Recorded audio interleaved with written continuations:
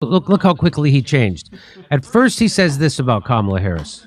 Kamala Harris has not been a polling dynamo. It's not like she's the most popular, human ever born. And that weighs on people. So he said that, and then he says this. Look, get ready for this. You start insulting black women, you're going to see something you haven't seen before. Black men are not going to put up with that.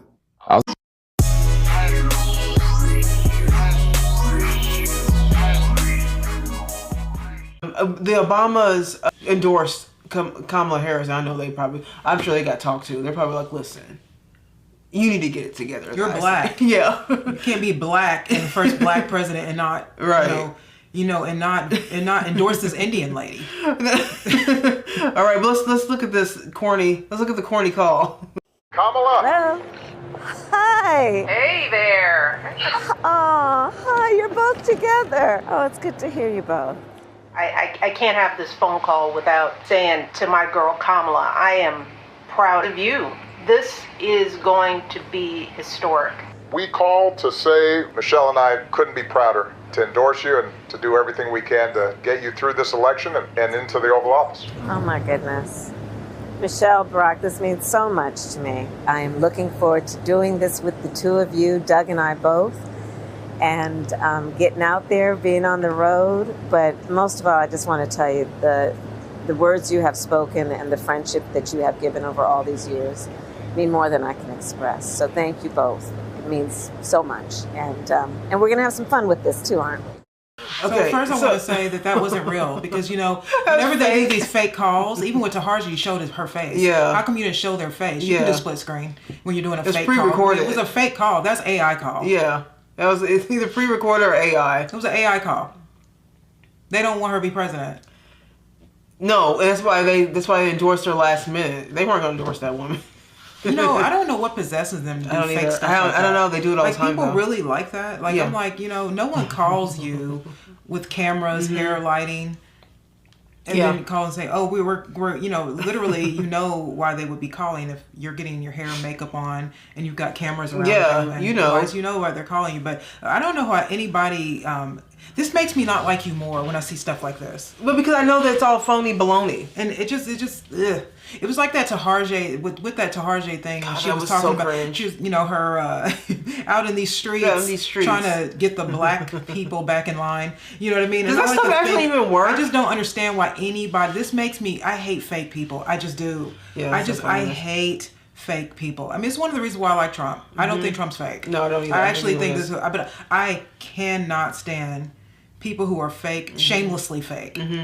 And that was shameless. But now that they're on board, all of a sudden the resurgence of people saying, oh, yes, black people are going to be for, they're going to be for Kamala now that Barack Obama and Michelle Obama on board now. Now the show is going to start. Not these black people. Right. Not me. We were watching Jimmy Dore and he was talking about Van Jones. Y'all, I cannot with the switch up with this man. Yeah. It's just like complete, like this guy is the biggest beta corporate tool. He's just a beta male at the highest level of, you know what I mean? Yes. But it was Roland Martin, like, what's his name, the other black guy, Mark Lamont Hill. I mean, just the beta. They represent black people in just the weakest, black men in the weakest way. It's just, and what makes me mad about them is that they get such a big platform and this is how they represent black men. It's just makes me so angry. But we were watching Jimmy Dore and he was put up a clip of Van Jones literally flipping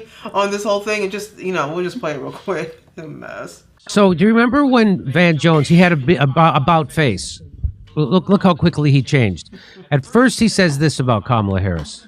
Kamala Harris has not been a polling dynamo. It's not like she's the most popular, human ever born. And that weighs on people. So he said that, and then he says this. Look, get ready for this. You start insulting black women, you're going to see something you haven't seen before. Black men are not going to put up with that. I was on a phone call with 20,000 black men. The word protect came up about 1,000 times. Protect this sister. Protect this sister. We're going to protect her. Protect her. You're about to see something you haven't seen before. Look, people messed around with Hillary Clinton and said a bunch of mean stuff to her. Black men set that out. We won't set this out. So I don't think that the Republican Party understands that all the work that they did trying to get us over there, two more days of this, it's going to be a problem. Why haven't we seen it before? No one's ever insulted a black woman before. By the way, now he's saying you can't criticize someone who wants to be the most powerful person in the world, a politician who hasn't garnered one vote. He's now saying that you can't do that because that's going to be racist. But then watch what he says. Watch this. Black men are not going to put up with that. I was on a phone call with 20,000 black men. Does he have that cell phone plan that has 20,000 way calling? What are you talking about?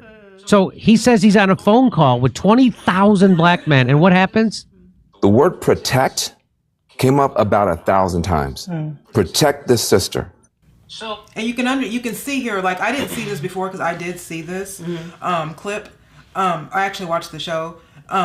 But I noticed, one, they keep showing the black woman. Her reaction, you know, but then set two, the fact that he's mentioning that black men want to protect black women. Yeah. You know what I mean? Right. So she can be president over him. Yeah. That makes sense in the black world. Black men protecting black women so they can be their boss. Matriarchy, of course. So they can Here we go again. But the matriarchy, of course, the black man wants the black woman to be above you. Right. But the fact that he keeps trying to bring black men in it to make them seem strong. He's trying to get the black men back because black men are becoming more conservative. And I just noticed that just by watching it now, that it seems to me that what he's trying to do with this conversation is that they know black men more so than black women. There aren't a lot of black women that are conservative. I mean, me and Danielle, and I mean, you could probably are very rare. You know what I mean? But there are a lot of black men now that are over it, and they're starting to move right. Yeah. And so I can see that what he's trying to do is make them look strong by coming back to the left so we can protect this sister. Because remember the video we did with Coleman Hughes, right? Remember that whole thing we did with, I'll link it above if you guys haven't seen it. But Coleman Hughes was talking about that, is that the black men, younger black men, 25 to 35, I think he said, are all becoming conservative. And that's just kind of like the way it's just going. A lot of them are registering as Republicans. You know what I mean? So they're kind of serious about it. And so fast forward to that conversation. Van was in that conversation. Yeah, Van was there when Coleman was talking about that. And I think that bothered Van even then. And now he has to try to get the black men to look strong again. And in my personal belief, black, white, or other, I think strong men are conservative. And I just find men in general that are conservative, those men to me are strong, not liberal men. So you're on a phone call with 20,000 men, and 1,000 times he's on a 20,000 man phone gangbang. And the phrase "protect the sister" came up 1,000 times. Are you sure the phrase "protect this sister" from finding out about our weird Van Jones phone orgies? I mean, is that what it was? No. So 1,000 times in a phone call with 20,000 black men. So a really small percentage, you mean? Like 1/20th of the guys said that? That's also called statistically insignificant. I like how he says that they sat this out when it happened to Hillary Clinton. Why? Are they racists? Right, no, they are. That's true. Right, but they are racist. That is racist. Because could you imagine if this? Could you imagine if some white man said that about a black woman? Well, we set her out because she was black. Well, why not? But now we're going to take care of our white lady. That sounds like racism, Van. And that's what they call black privilege. Only black people can do that. Only black people are allowed to talk like this. You know what I mean? That's just the truth. That was racism. That was just racist right there. But. Yeah. But he's black, and we're supposed to just feel sorry for. You guys are supposed to, like, white people are supposed to feel sorry for me.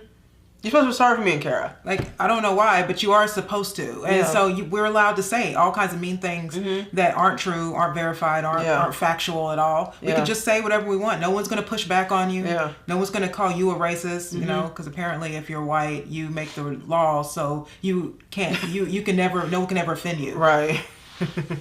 She showed them her hot sauce and everything, and they didn't say anything. Kamala Harris is just like Hillary Clinton, is one of the most repulsive figures in public life in history. Nobody likes Hillary Clinton. Nobody, you know who especially doesn't like Kamala Harris? Black people. Elizabeth Warren, the Native American, was outpolling her with blacks. Yeah, I remember when Elizabeth Warren said she was Native American and she's zero Native American. She said she was 1% or something, and then Donald Trump made fun of her and said, Elizabeth Trump is about the Native Americans I am, and that's none. Elizabeth Warren had 8% of the black vote. The black vote. Whitey Miss Whiteman had 8%. Bernie Sanders had 16%. Kamala Harris had 1%. So this is Van Jones doing some deep level bullshit. There's no way in hell I am going to vote for Kamala Harris. Once again, I'm not going to disparage her. I'm a black man. I respect black women, and I will never, ever disparage her person. But there is no way in hell I would ever vote for Kamala Harris. That's just a no-go right there. Primary reason is she has been reckless and irresponsible. She was in charge of the border, and she left us open to danger and a whole host of other issues, and solid, logical reasons why I cannot, in good conscience, allow her to California, my America. I won't. So I'm guessing he wasn't one of the 20,000 black men on that call. Here's another black guy who probably wasn't on that call. Black people, I will say to you once again, if you think that Kamala Harris is going to represent your interests, you are absolutely not looking at her background whatsoever. Here's a black woman. So the DNC, the GCCC, and the Democratic Party all actively forgoed a primary process. And they were telling us that Joe was ready to go. Even though you and I both knew that Joe probably hasn't known what day it is since about 2022. And now we're expected to support Kamala Harris, who, mind you, is not only a member of his administration, so an active participant in what is going on in Gaza, but she's also a cop, a prosecutor who ruined a lot of black families in California. She was actually so unpopular in her home state that she had to drop out of the 2020 race prior to the voting because she kept coming in 5th place in all the polls. So no, I will not be supporting Kamala Harris. I don't care how much they black girl magic her over the next couple of months. So, but when I say to that young lady at the end, though, I mean, look, because she was I guess a Democrat. I'm saying, well, she's a lefty. She's a lefty, and so, but this is what happens though when you rally around a party that is full DEI all the time, full affirmative action in everybody all the time. Yeah. She said, "Do you expect?"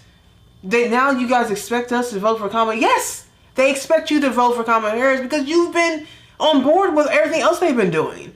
And if you weren't on board with what they've been doing for all these years, then maybe, if your party was stronger, when I say party, I mean the people, were stronger with this whole, Democratic stuff, then maybe they wouldn't have pushed her in front of you if you guys demanded something different. But constantly voting against your own interests is the reason why you have a Kamala Harris. They're going to get the black vote. I'm telling you, we still have like 4 months. Yes, they are going to find some way, because they know black people. Yeah, they know minorities. Mm-hmm. All you have to do is to keep up something. Remember when Vincent Everett Ellison told Tucker Carlson, he was just like, some crazy black man is going to commit, some crazy crime, some crazy white cop is going to interject and do something, and they're going to exploit it. And it'll be George Floyd 2.0. And they're going to go out there, and I guarantee you, Tucker, they're going to look over all the black on black violence.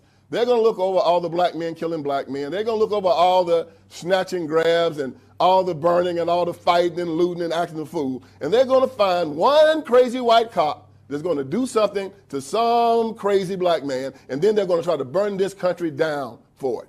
That's their plan. That's their template. I hope America's ready for it, because it's coming. And it always works for them. It always works. And this is just what happens. They create narratives so that it changes the mind and the focus of black people. They're going to create a narrative of racism. Well, but I'm gonna cut you off, but I do want to talk about that for a minute because you are absolutely correct. I'm glad you even brought it up because they have the Sonia Massey thing. Massey. Did you hear about her, the situation? So what people are saying now is, oh my God, this racist white cop, killed this woman. Now they're going to politicize it. You see the ambulance chaser, Benjamin Crump, it shows up out of nowhere, right? Because, political season's here, so he got to show up. And they're going to use this family. They're going to use these people now. This is the new George Floyd. The Vincent Everett Ellison thing is right. They're going to find somebody to be the new George Floyd, and then they're going to get the black vote. I mean, it'll just be this. It'll be gay stuff and black stuff. Yeah. And this is how they always rope the black black vote back in. They always do. Even though this happened under Joe Biden and Kamala Harris's administration.